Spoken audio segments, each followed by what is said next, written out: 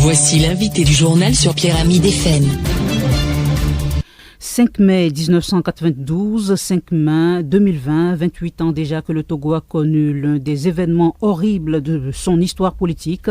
Il s'agit de l'attentat de Soudou, une attaque qui a coûté la vie à plusieurs compagnons de lutte du président de l'Union des forces de changement, Gilles Chris-Olympio à l'époque, dont Marc Messan à TDP. Aujourd'hui, 28 ans après, l'un des rescapés en parle. Au micro de Patrick Degbevi, l'ancien ministre Elliot Ohin est l'invité de l'actualité. Elliot Ohin, bonjour. Bonjour, monsieur Degbevi. 5 mai, l'attentat de Soudou. Chaque année, quand le 5 mai arrive, quel sentiment vous anime? Qu'est-ce que vous gardez comme souvenir de ce jour-là? Oh là là. Vous savez, ce qui s'est passé ce soir, le 5 mai 92, est très horrible. C'est horrible. Personnellement, même en essayant d'enlever cela de ma mémoire, des cicatrices que je ne peux éviter de voir sont toujours présentes sur mon corps. Vous savez, des petits morceaux de plomb sont restés dans ma chair. J'étais déchiré du haut de ma cuisse jusqu'au bas-ventre. Nous avons été attaqués avec des balles explosives, ce qui explique la présence de ces morceaux de plomb dans ma chair. Vous savez, ce fut horrible. Le docteur Atilépé fut mortellement touché au cou. Et M. Olympio, crébé de balles, juste derrière moi, dans la voiture, essayait justement de s'accrocher aussi à moi, derrière la voiture, puisque j'étais devant lui. Vous savez, je n'aime pas tellement reparler de ces choses-là, tellement c'est horrible. C'est une barbarie qui dépasse l'imagination humaine. C'est très dur. Et chaque 5 mai, ce n'est pas le 5 mai seulement, parce que, comme je vous dis, dans ma chair, j'ai des cicatrices sur ma peau.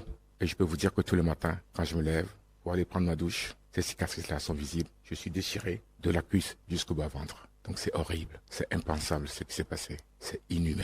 On sent votre gorge est nouée. Vous faites partie des miraculés du 5 mai 92. Au niveau de l'UFC, que représente cette journée pour vous? À l'UFC, le 5 mai est une journée de deuil. Nous avons toujours commémoré ce jour pour nous rappeler de tous ceux qui sont tombés sur le champ de bataille. Nous leur renouvelons notre engagement d'aller jusqu'au bout de la lutte pour laquelle ils sont morts. Mais nous rendons aussi grâce à Dieu pour tous ces bienfaits. Selon plusieurs acteurs politiques de l'opposition, la violence politique fait partie des armes redoutables du régime en place. Vous confirmez, c'est ça? Que proposez-vous? Si j'avais une proposition miracle, magique à donner, je le donnerais depuis longtemps. Mais je vais vous faire une citation de Staline au lendemain des accords de Yalta.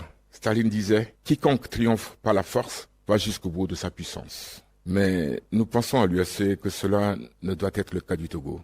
Voilà pourquoi nous estimons que pour faciliter la reconstruction, il est indispensable de mettre en exergue toute la vérité sur les situations qui ont laissé des marques quasi indélébiles dans la mémoire de ceux qui les ont vécues et même de leurs descendants d'aujourd'hui et de demain. Vous savez, le règne de la violence supprime le discours politique et engendre des règlements de compte interminables. Nous devons arrêter cela au Togo. 28 ans après, est-ce que vous pensez qu'il faut toujours élucider cette affaire, mettre la lumière sur cette affaire parce que ça va dans l'intérêt des victimes ou bien des proches de ces victimes? Ça, c'est une question très importante. C'est vrai que les résultats de l'enquête de la fusillade des membres de l'UFC ainsi que de son président ne sont jamais connus.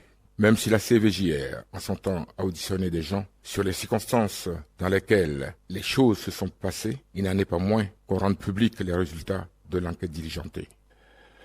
Le fait de ne pas rendre public les résultats de l'enquête après des décennies donne l'impression que le pouvoir en place ne veut pas faire la lumière sur les exactions commises.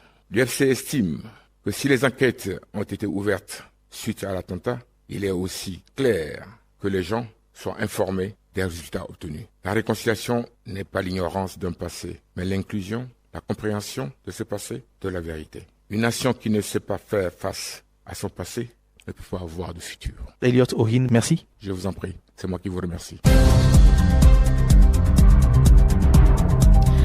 Elliot Ohin de l'Union des forces de changement qui répondait aux questions de Patrick Degbevi sur l'attentat de Soudou qui fait 28 ans aujourd'hui.